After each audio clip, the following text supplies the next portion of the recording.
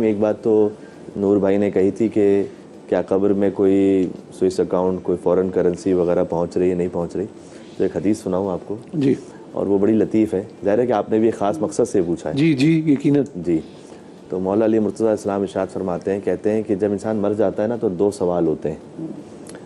ورثہ یہ پوچھتے ہیں کیا چھوڑ کر گیا، اللہ، اور فرشتے پوچھتے ہیں کیا لے کر آئے. کیا لے کر آئے. تو کچھ چھوڑ کے جاتے ہیں ہم اور کچھ لے کے جاتے ہیں. کیا چھوڑ کے جاتے بڑی ہیں، ترتیب کو جاننا بڑا مسئلہ حل ہو جائے اگر یہ اندازہ ہو جائے تو. کیا چھوڑ کے جاتے ہیں کیا لے کے جاتے ہیں. جو چھوڑ کے جاتے ہیں وہ ہمارے ساتھ 60-70 سال تک رہتا ہے، جو لے کے جاتے ہیں وہ قیامت تک رہتا ہے. اب جو چھوڑ کے جاتے ہیں، جو لے کے جاتے ہیں، اس کی تفصیل ہے خطبے میں. وہ تشریف لا رہے تھے سپین سے واپسی پر، تو وہ کوفہ کی قبرستان میں وہ رکے اور انہوں نے خطبہ دیا. نہج البلاغہ کی کتاب ہے، اس میں خطبہ موجود ہے.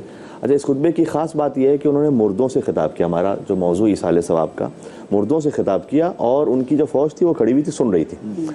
تو وہ فرماتے ہیں کہ یا اہل الدیار الموحشہ والمحال المغفرہ والقبور المظلمہ، یا اہل التربہ یا اہل الغربہ یا اہل الوحدہ یا اہل الوحشہ، انتم لنا فرۃ سابق ونحن لکم تبع لاحق، فاما الدور فقد سکنت واما الازواج فقد نکحت واما الاموال فقد قسمت، هذا خبر ما عندنا فما خبر ما عندکم.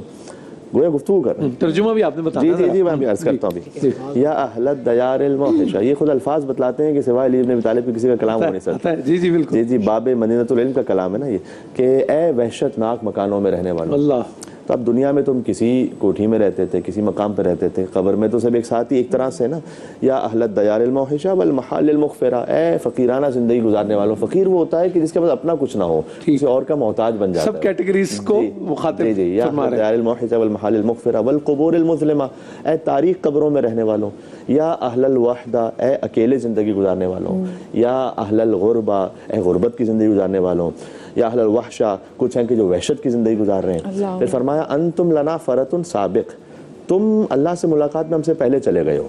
وَنَحْنُ لَكُمْ تَبَعٌ لاحق، تو ہمیں بھی کہیں اور نہیں جانا، ہم نے بھی آنا ہے. تمہارے اتباع میں بیچے پیچھے ہمارا بھی نمبر کہیں آنے والا ہے. اس خاطر ہے کہ جب کسی کی موت کی خبر سنتے ہیں اور کلمہ استرجاع کو پڑھتے ہیں انا للہ و انا الیہ راجعون، اس میں مرنے والے کی موت کا ذکر نہیں، اپنی موت کا ذکر ہے. انا للہ، ہم اللہ کے یاد دلا رہے ہیں اپنے آپ کو کہ مجھے بھی لوٹ کر جانا ہے. ہم اللہ کے لیے و انا الیہ راجعون، ہمیں بھی اس کی طرف پلٹ کے جانا ہے. تو کہا تم چلے گئے وَنَحْنُ لَكُمْ تَبَعٌ لاحق. اب جب تم چلے گئے تو میں بتلاتا ہوں دنیا میں ہو کیا رہا تھا.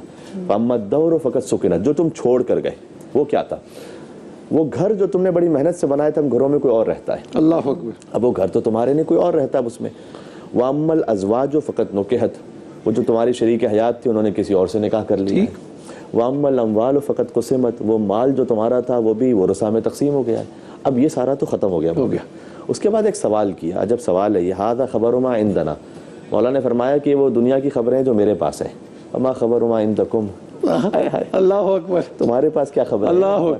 What's going on there، وہاں کیا ہو رہا ہے. اچھا، قبر کا حال مردہ جانے.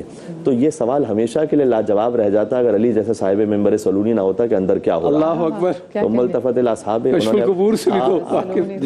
نے اپنے اصحاب کو دیکھا اور فرمایا اما لو اذن لهم فی الکلام، اگر ان قبر والوں کو بولنے کی اجازت ملے نا، لاخبرکم، تو میں بتاتا ہوں کہ بولیں گے کیا. اب تک تو میں بول رہا ہوں یہاں سے دنیا سے کہ یہ مال تقسیم ہو گیا، گھر چلا گیا، شریک حیات نے کسی اور سے نکاح کر لیا. اب تمہارے پاس کیا ہو رہا ہے میں بتاتا ہوں یہ کیا بولیں گے. کہتے ہیں یہ سب مل کے کہیں گے فإن خیر الزاد التقوی، کہ اے علی دنیا کی کوئی جھوٹی عزت، کوئی شہرت، کوئی پروٹوکول، کوئی مقام کچھ بھی نہیں آیا ساتھ. جو کچھ تقوی تھا نا، یعنی جو اللہ کے لیے کیا تھا اور اللہ کے بندوں کے لیے کیا تھا. یہ دو باتیں. تقوی نام ہے، تعلق باللہ سے بڑا تعلق کوئی نہیں. یہ اللہ کے لیے، یہ اللہ کے بندوں کے لیے جو خالص نیت سے کیا تھا وہ قبر میں ساتھ آ گیا. تو یہ وہ منزل ہے کہ جہاں سب سے پہلے تو ہمیں اس بات کا احساس کرنا ہے کہ ہم خود اپنے ساتھ کیا لے کے جا رہے ہیں. ورثہ یہ پوچھتے ہیں کہ کیا چھوڑ کر گیا، فرشتے پوچھتے ہیں کہ کیا لے کر آئے.